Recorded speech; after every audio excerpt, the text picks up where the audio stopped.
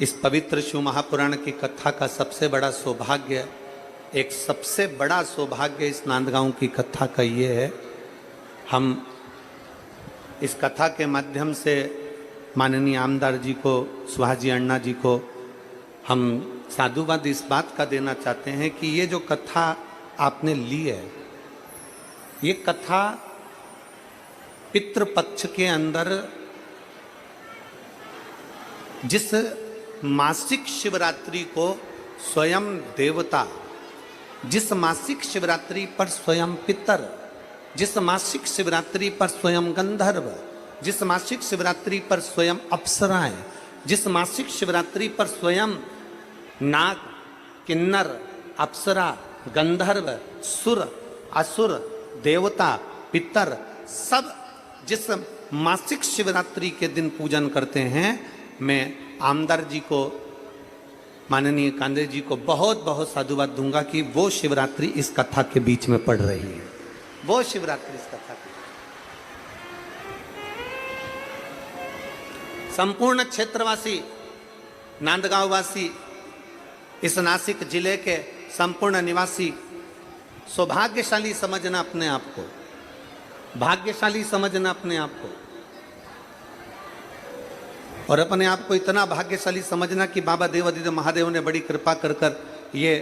पितृपक्ष की जो शिवरात्रि है उसकी मूलता कितनी है।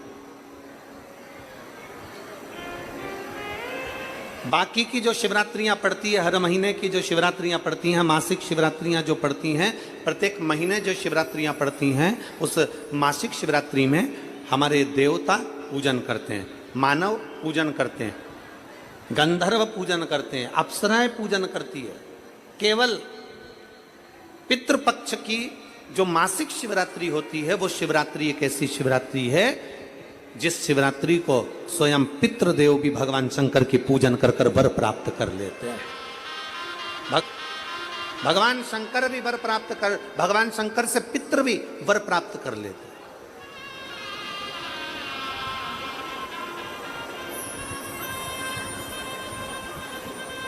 तो नांदगांव वाले जितने भी बैठे हैं, हम तो कहेंगे घर जाकर थोड़ी सी नजर उतरवा लेना तुम्हारी हो,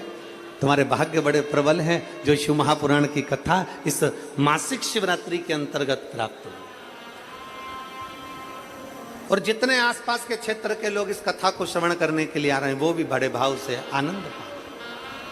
और तेरी कृपा बिना ना हिले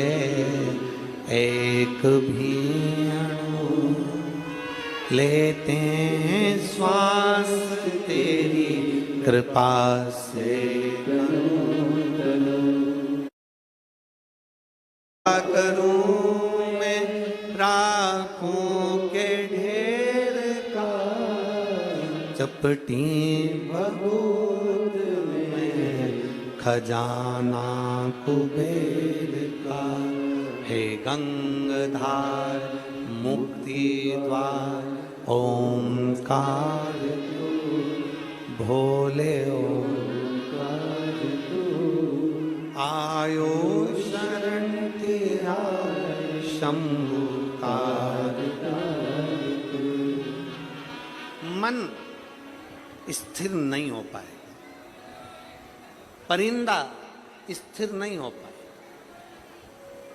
पर इस मन को और परिंदे को स्थिर करना पड़ेगा।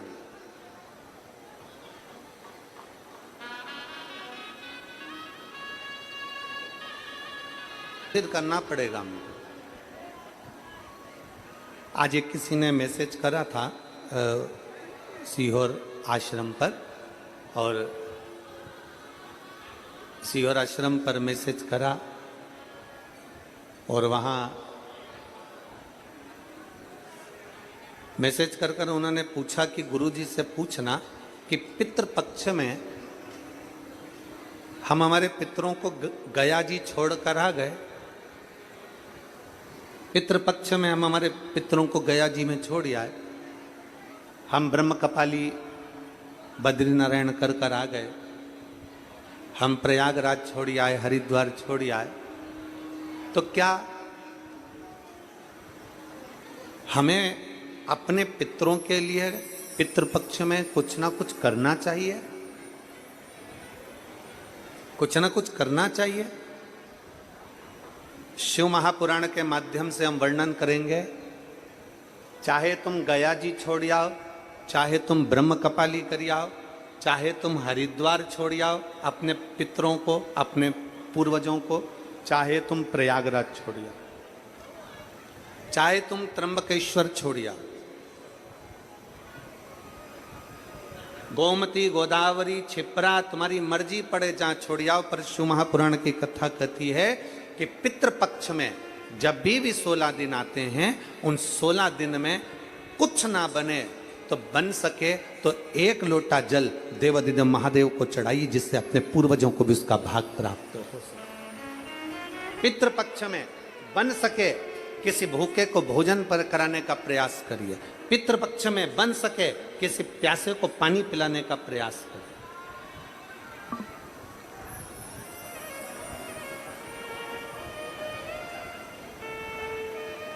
पितृपक्ष के अंतर्गत मौका मिल जाए कभी कि शिव महापुराण की कथा आपके क्षेत्र में हो रही है, 50 kilometre, 10 kilometre, 5 kilometre, 15 kilometre, 3 kilometre, 4 kilometre,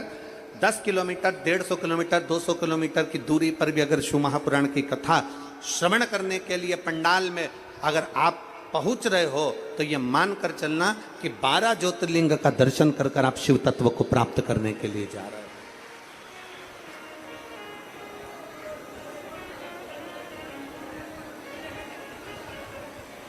कितना कितना भूलवश भी, अनायास,